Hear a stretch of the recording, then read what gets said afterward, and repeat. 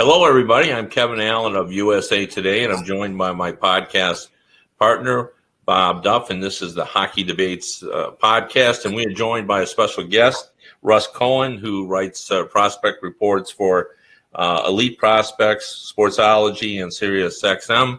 And Russ, welcome to the show. And, I wanted to just sort of get an overview early of this 2020 draft class. Obviously, everyone's talking about Alexis Lafreniere. Yeah. And I think not only the lure of what a great talent he is, but somehow there's some symmetry with him playing for Rimouski. And I think the last time I looked, he had 39 points in 16 games. That sounds very Crosby-like to me. How good is this kid? Oh, he's great. I mean, he gets points every game, it seems. His passing is really what stands out first with me for him because, he could do that cross-ice pass that you see NHLers do every time. And he seems to be able to dissect the defense with it. It seems to be able to just hold on to it long enough, make that pass, and have an instant scoring chance. He's got a great shot. He's got great feet. He's got great hands and vision. He's got size. I know there's always talk about him getting taken over by Quinton Byfield. I don't see it. I think he's the clear number one, and I think Detroit's trying all they can to get him. I do. I got to see him in the summer in Plymouth at the World Junior Summer Showcase, and what struck me about him was I didn't really realize how big he was. He was like a man among boys. He can physically dominate. He can score. He's a tremendous passer of the puck, and his vision. He would find in tight, make some net front passes that were through traffic that were just tape to tape and were incredible. Yeah, I mean, I don't see him miss on that many passes. He could literally enter the offensive zone and he'll make that what looks like a normal pass, but he's got a lot on it, and it could go right through the middle of the ice and it'll get to the player. And maybe he'll have to tone it down a little when he gets to the next level, but right now at the level he's at, they can't stop it. And so he's almost unstoppable in the queue. When he plays in international, he's still really great. Obviously, he played up. And he's played up in age, but they didn't use him a lot last time that I saw him in international. So this year he'll dominate. This will be a big year for him. He's dominating already in juniors. There's no doubt he's the number one. Russ, it seems like it's part of the NHL draft rules now that you have to have a 6'4" center, rated in the top three. For the last several years, we've had one of those guys. This year we got Quinton Byfield, and you just mentioned him before. Some people think he has a shot at overtaking Lafreniere. But where do you assess him in terms of comparing to some of the other bigger centers we've seen in the last couple of years? I mean, he's definitely a first-line quality center. It's just that when you were that big and strong in the league he's playing in, he definitely can take liberties that he won't be able to take later. But he's a 200-foot guy. And I think that's the first thing that really stands out about him is he's a 200-foot guy. He never gives up on the play. He's even a guy that can get a stretch pass and he'll turn on another gear. And when you've got 6'4" all of a sudden in open ice, we see that a little bit with guys in the NHL, but there's not that many of them that can do it, and he can do it. So that's where it becomes a pretty exciting thing. He's also very good defensively. He doesn't just go into the corners. He'll go and strip the puck. He'll turn offense into defense. He is that good. But the difference between him and Lafreniere is he's not the passer Lafreniere. And that's where Lafreniere will just always be that guy to get a lot more points in a season because he just, he'll get a couple more assists per game on average. It'll just work out that way. It's one of the hardest things always to do with the draft class is to project how quickly they're going to be able to adapt to the next level. I was Doc in Plymouth, and I thought this guy's going to be a monster with the Blackhawks, and so far it hasn't materialized. Yeah, I mean, he looks okay. I don't know if he should be up there yet. There's some other things with his game. I saw his first goal. I mean, he was practically wide open, and I think they're giving him that look, and I'm hoping that they send him back because I would like to see Doc develop more. But Chicago's kind of like this team that they don't know what they are. And it seems like they're just testing everything out. But I get what you're saying, Bob. Yeah, Russ, why don't we continue on with that discussion? Because it's something I wanted to talk about a little bit too. It almost seemed predetermined that Doc was going to make that team. I remember right after the draft, Stan Bowman saying, we're going to give him every opportunity to play. Like they were almost saying, we're going to put you on the team because, I think at that point they were thinking, rebuild. But I want to get your thoughts. This year we had two pretty high profile draftees, obviously Jack Hughes and Kako, both coming in, and the projections were that these guys were going to have immediate impact. And, I sometimes think that we're guilty in the media of not doing enough to kind of talk about the difference in classes from year to year. Like, because they were the top two picks, we talked about them as if, they were going to have instant success. Whereas, if you compare those two to how ready Austin Matthews was or how ready Jack Eichel was when they came in, it's a different story. Like Hughes and Capo certainly are going to be top-notch players, but it's turned out that they're not as ready as everybody projected they were going to be. So, like, where do you see them this year? And is that the issue that sometimes we just forget to, compare, draft year to draft year in terms of, the top players? I do think that we're all guilty of that, but I did say with Hughes that I felt like give him a few games. It took a little longer, but there was also some misuse at the beginning too with the way they were throwing him out there. They were throwing him out there with like Wayne Simmons and really not like top-notch finesse or skill guys. Then they started switching it around because like Blake Coleman was his other line mate for a little while. Like those guys, you only need one of them on a line with him if you feel like you have to protect him or dig in the corners, but you don't need two of them. So then they kind of figured that out, and he's been a lot better lately. I feel like ever since Tom Fitzgerald got in the mix that Hughes has played a lot better. And I think that's simply because they let him be a little bit more like Jack Hughes. He's getting more top power play time because he was getting just some second power play time to start. And he was still making things happen, but how much can you make happen? He wasn't getting a ton of ice time. Now he seems to be getting more ice time. He's definitely more settled in. I know in his first 9 games he ended up having 5 points.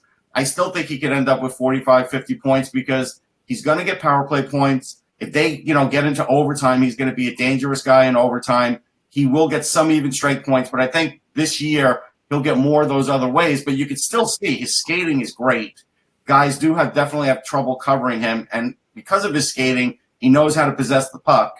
Nobody's killing him out there like some people thought they would. So I think he'll settle in. With Kako, it's interesting because there was talk, like some people thought, hey, maybe he could be the number one because they saw what he was doing like in the World Juniors and other things. But that's where he was most comfortable. All of a sudden, he came to North America and things changed. When the game got tighter, he had more time to think overseas when he was making a play because of the larger ice. Here, when he was trying to decide what to do next with the puck, guys were on him already, and he wasn't really able to do much. So that's why you only saw a couple assists out of him in his first 7, 8 games. And honestly, I'm not sure I would let him stay up beyond the 9 games. I probably would send him to Hartford and see what happens in the next 10 or 15 to see if I'm going to bring him back up to even burn a year of the ELC, or maybe get him under that 40-game mark so you don't let him be a year closer to UFA down the road. He needs some North American adjustment for sure, and it's the thinking. It's up here. He's got all the tools, but, you got to think the game fast in the NHL, and right now guys are right on him. And I think that's been problematic for him, and that's the biggest thing that I noticed. Everything else he knows how to do. But even he, when you get a prospect to admit that he's struggling, then that's when you have to take a step back and say, what is best for this guy right now? And I think the Rangers may need to do that with Kako. You almost wonder if you're not talking about Sidney Crosby or Connor McDavid, aren't you just better off sending these guys back and bringing them in at 19 when they're more physically developed? I mean, I look at I saw Holtz and Raymond in the there's no way either of those guys are physically ready for the NHL. No. They sent Matt Sundin back to Sweden when the Nordiques took him first overall. I don't think it hurt his career any. Is a guy better off going back and dominating the year he gets drafted, or is he better off, having a year where he struggles and maybe gets 6 goals and has issues of confidence? I agree, Bob. I'm one I always say, you hear this term, well, He's already done all he can do in juniors or wherever he might have been in college or whatever. And it's like, oh, well, not really, because maybe he could lead the league in scoring. Maybe he could win a championship. Maybe he could have more points than he did the year before. Everybody's just so quick to say, well, he's already dominated there, so what's left for him? Of course he should play in the NHL. But then you're right. Then all of a sudden the rubber meets the road, and sometimes it doesn't work. Most times it doesn't work for a guy out of the draft year. I mean, if we're honest, that's the reality. Like even Ville Heinola, who's looked good, the only reason he's in there for Winnipeg is because of emergency situation. You have the situation with Bufflin and everything else, and all of a sudden you're short blue liners in a cap world. Now you threw the kid in, but now they're also thinking about sending him down before going any further with him, even though he's looked good, because there is always going to be a point where that guy hits the wall. And you're right. Unless you really see that he absolutely fits in and can make your team better that first year, which is rare, you don't want to do it because it's the long-term investment. You see when guys get ruined. I mean, we've all seen it. There's different guys around the league, and some of them will just never reach. And when I say get ruined, they'll just never reach their potential because they did get rushed, because they did struggle too much. There was even talk like there was, a kid in Philly, Joel Farabee, pretty high-profile pick. He looked great in spring and, in preseason, but he wasn't scoring. And at the end of the day, they sent him down. They're like, listen, go down, have some success. So he did have 3 or 4 goals. Then they called him up. He looks okay. I would have sat him down there for another 15 games, at least, maybe even half a season. But they didn't do that because they probably, said to him, don't worry, you'll be back soon. And they're giving him another look. He doesn't look out of place. But like you said, unless he's scoring at the rate that he's normally used to doing at other levels, a frustration level always sets in. And so that's the part you worry about. It doesn't matter if he could play a 200-foot game and look really good. At the end of the day, he's got to be able to play his game. And, a guy like Farabee is used to scoring. You got to start getting on the board. Otherwise, you probably send him back. All right, Russ. Well, that's about all the time we have for a discussion on prospects today, but we really appreciate you being here. And I'm guessing we're going to have you on a few times as we move through the season as our draft expert. Yeah, so anytime. Thanks for joining us. Thanks a lot, Russ. Thanks, guys. That's been Russ Cohen, who is a prospect expert and follows the draft every year. I think he's been doing this for more than a decade, and he's very good at keeping track of what's happening in the draft world. And Bob, the only thing I wanted to kind of tie it up, just because I want to get your thoughts on that. I think I agree mostly with what Russ said about sending players back, but I think that's not always realistic.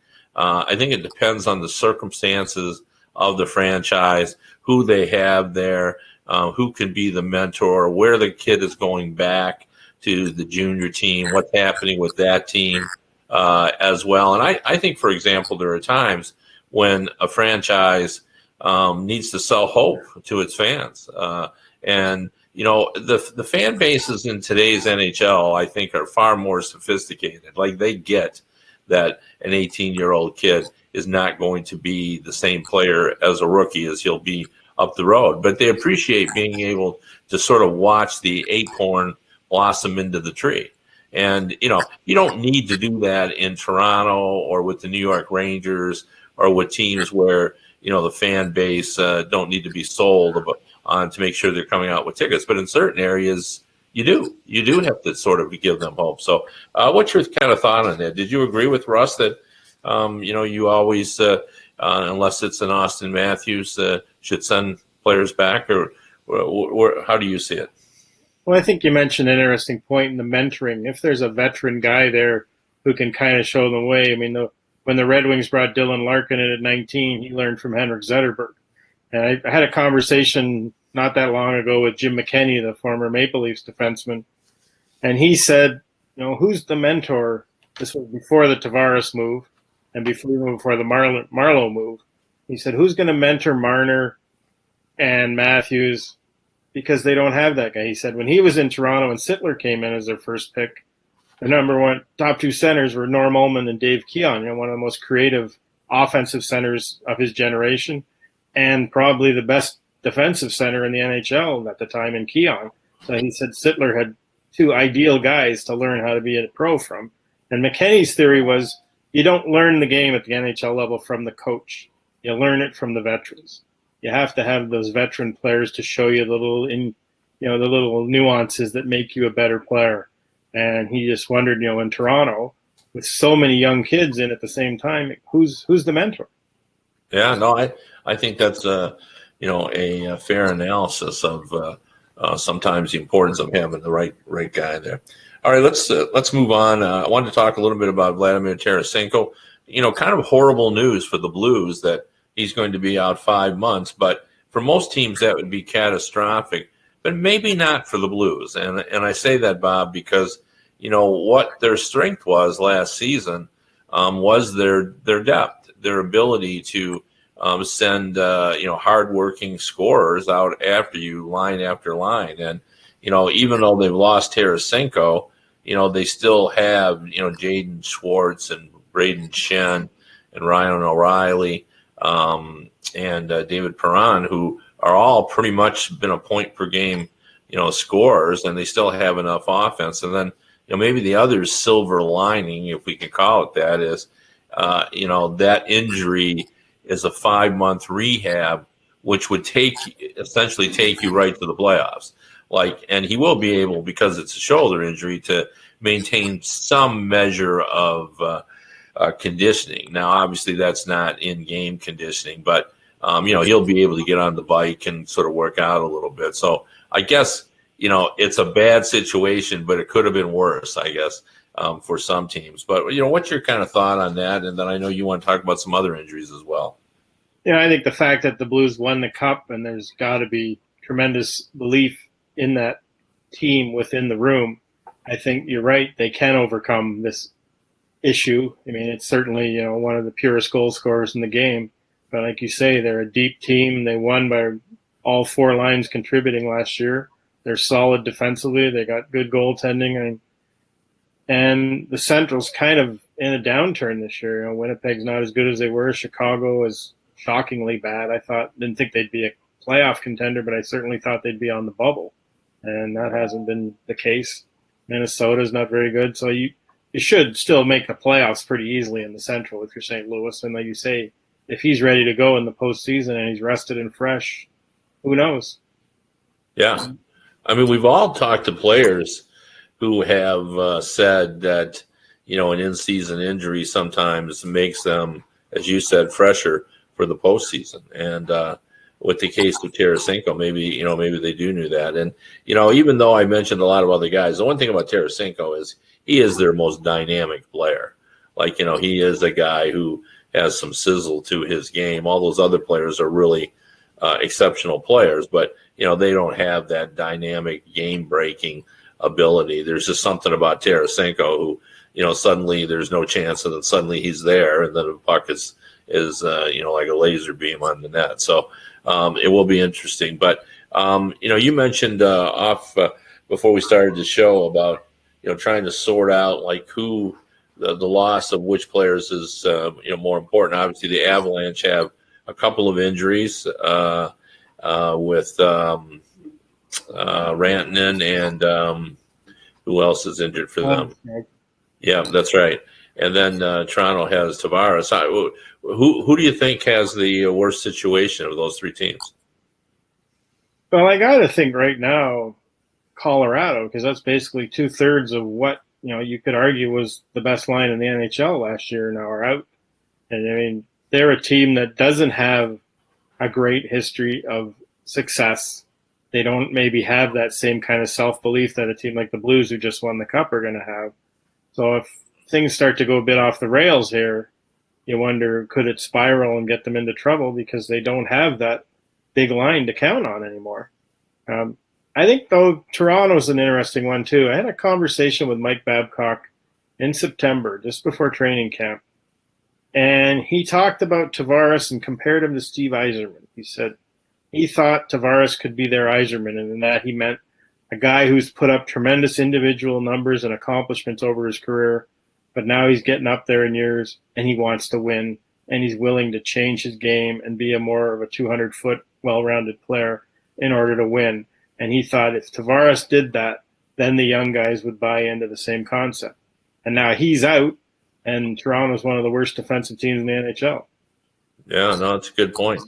That's a really good point. I think what are they, 26th, somewhere in there, Yep. in terms of goals per game. Well, that's a good lead into what I wanted to talk about. Obviously, today, Alex Ovechkin at the morning skate today in Toronto. And by the way, I love when teams go into Toronto to play because the Toronto media does a really good job of creating stories on the morning of games. Nobody does it better. So hooray for the Toronto media because they created a story this morning simply by asking Alex Ovechkin if the Maple Leafs have to alter their game to be successful. And Ovechkin, who can be brutally honest, said, yes, they do. And, so now we all have stories of Alex Ovechkin calling out the Maple Leafs. That might be a stretch.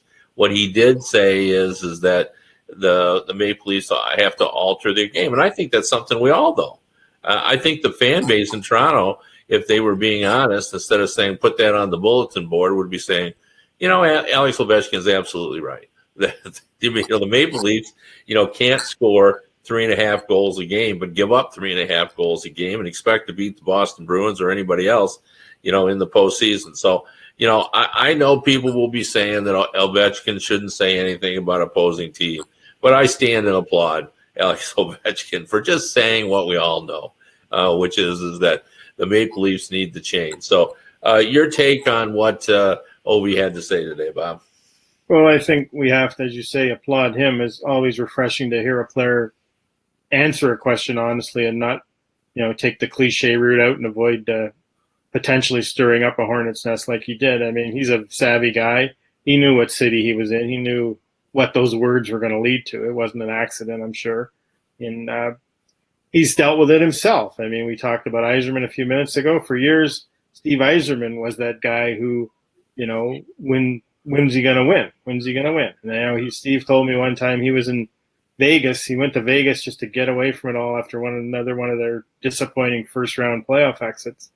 And he was he said he was at a roulette table, and there were two guys there, and one guy said, "Hey, aren't you Steve Yzerman?" And he acknowledged who he was, and the guy said to his buddy, "Oh, we better get out of here. This table's a loser."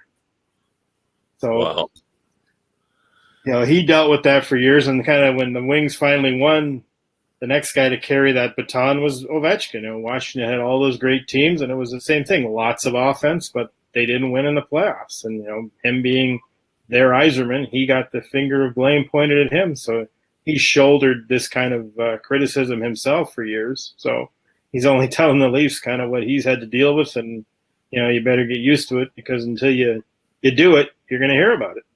And he responded like the year they won the cup in 2018. Ovechkin was a different player. He got caught up in the idea of we're in this together, and you saw him play in areas of the ice where he had never before been spotted. It just wasn't his game, and I think it made a huge difference, and I think that's why the team won a cup because he was a different player. I mean, he was still Ovi, the guy that can score the big goals and score them in bunches. But I also thought, when he wants to be, Ovechkin, as we all know, is just a physical beast of a player, and he can be intimidating as a hitter. He can intimidate with more than just a big shot. So he does know of which he speaks, as you said, and I think that's kind of a key. And now the question is, it'll be interesting to see how the Maple Leafs respond. Well, we see the same old Maple Leafs tonight, trying to run and gun and trying to beat them 6-5, or will we see a Maple Leafs team trying to play like a 1995 New Jersey Devils, 2-2-1 and not letting anybody go through. If I was a Badcock, I would say, hey, this is the night that we, try to win 1-0. Let's see if we can do it, because it would certainly be fun if they did that.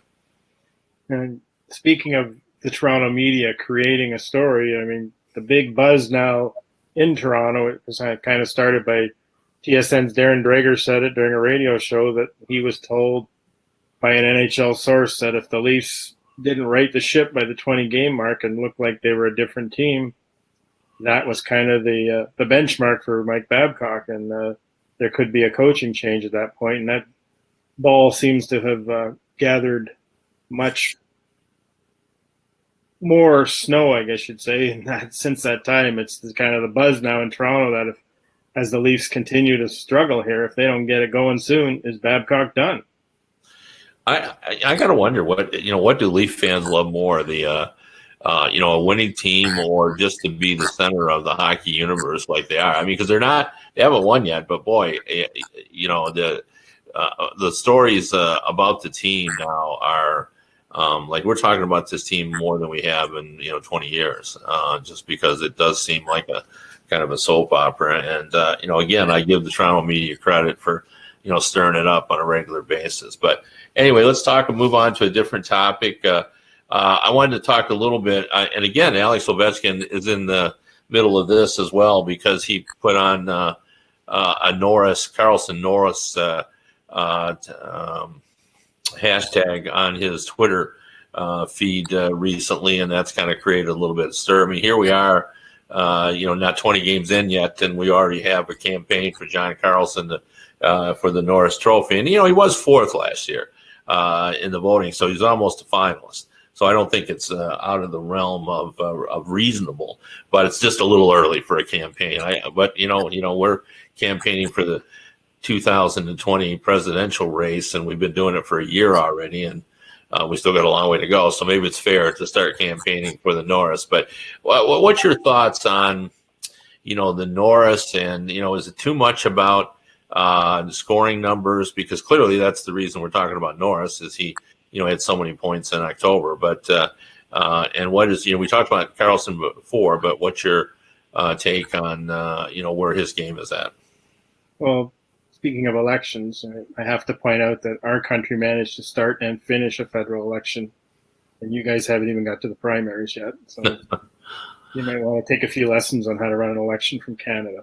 Yeah, well, I will say, much like the hockey coverage in Toronto, we tend to overdo our political coverage here in the United States as well. So I think that Carlson, obviously, when you put up those kind of numbers, anytime Bobby Orr comes into the conversation, when you're talking about numbers put up by a defenseman, then you got to take notice, because there was only one Bobby Orr. And as long as Bobby Orr was healthy and in the league, there was no Norris Trophy competition. It was his trophy to take home every year. And, he's not going to keep that up, obviously, and he's the first one to admit that. But I've seen a lot of talk since then. The analytics nerds are out big time about how all his 5-on-5 numbers aren't that good, and all the other mumbo jumbo that they like to throw out there to show that a guy we think is good is really terrible. So I don't know if, like you always say, to kind of ruin a kid's day, he loves his player until somebody tells him, yeah, but his course he's terrible. Yeah, no, yeah. Well, I just, I love to always tell the story about, Peter Laviolette is not usually a coach we talk about great quotes, but I was at an All-Star game, and I was talking to him when he had Shea Weber, and as we all know, Shea Weber's analytical numbers suggest that he's not as good as those of us who just sort of watched him thought he was. This was during his heyday. And Laviolette said, I asked him whether he follows all that and, how he sort of balances all that out. And he looked at me and he kind of smiled. He said, I really do follow all that stuff, and I pay attention to it. I think it can be informative and all that kind of stuff. And I look at Shea Weber's numbers, often, and I look at that. And then I think about when I put him on the ice, what happens. And even though his numbers say that he may not be the answer that I want him to be, I'm still going to put him out all the time, which, I really, really love, because, it just really kind of shows. And to me, it's perplexing, because, I look at those numbers and, some of them are telling. You can sort of get an idea. There have been some players where I've seen that they're having a good coursing, and I said, I could see that. When he's on the ice, he does seem to be pretty effective, even though, statistically, or the eyeball test says that he seems like an average player. So I think it's my read on analytics is that you just got to use all of them in concert and then try to, utilize every little factor in making your determinations. But I think analytics tell us a lot, but I think the eyeball test tells us even more. And I think you just got to use all the factors together. Yeah, I agree. I think it has a role, but there's too many people now trying to push it as the only solution. And I just don't think hockey's too fluid a game. It's not a static game like baseball where you can easily analyze numbers. And there's so many variables in play in a hockey game that it's a little harder to kind of factor in what a guy's analytics are because, who's on the ice against him, where. And I think, to say a defenseman doesn't get a lot of points, even strength, well, very few defensemen do. They make hay on the power play. The top, you look at any Norris Trophy winner, they're going to have huge power play numbers because that's when the defensemen get their points. Yeah. Yeah. In fact, the one statistic that I do pay a lot of attention to is, when a guy gets a lot of points 5-on-5, because that does say that he's a really effective player because it's hard to get points 5-on-5. Recently I had a conversation with my good buddy, Tom Laidlaw, the ex-NHL player. And I think he made a really valid point about, playing the way coaches want you to play. We hear it talk about that all the time, coaches trying to get them to play a different style. And his feeling is, as a guy that played the game has become so fast that if you give any thought other than to play instinctually, if you're thinking, okay, what's the play I'm supposed to make at this time? It's too late. It's too late if you have to think about it.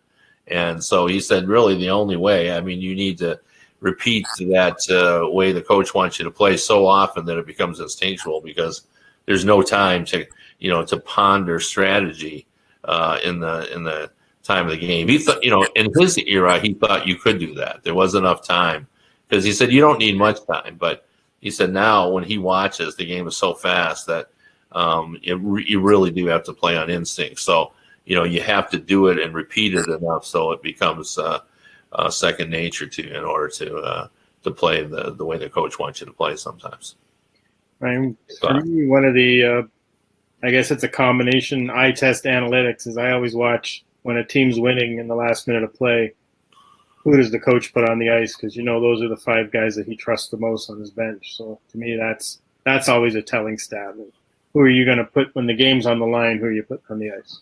What's even more telling usually who's not there. Yeah. Especially if it's a star scorer and so forth. Oh, cripe, we've gone over here. Just one real quick thing since the Red Wings are playing tonight. How long, Bob, before the Red Wings are going to be relevant again, based on what you've seen from this team? Ken Holland thought they were getting closer.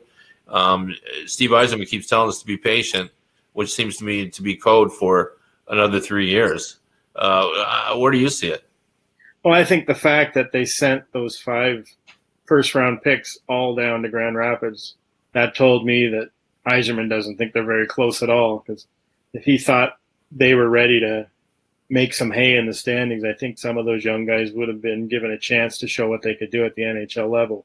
But I think he's just writing this season off. He knows they're going to get free of a lot of big contracts at the end of the year, and then he can have more maneuverability to make things happen. And it gives him a year to kind of assess the personnel he has and figure out where his biggest needs are that must be filled. I just think this year is kind of like it's almost like an exhibition, 82-game exhibition season for the Wings. They're figuring out what they have and what they need to fix. And I think you're right. I think 2-3 years, maybe more of pain before it looks good here. I really like that, an 82-game exhibition season. I'm going to go with that, and I won't give you any credit whatsoever. I really like that, so I'll steal it from you. Anyway, you've been watching the Hockey Debates podcast. I'm Kevin Allen. He's Bob Duff.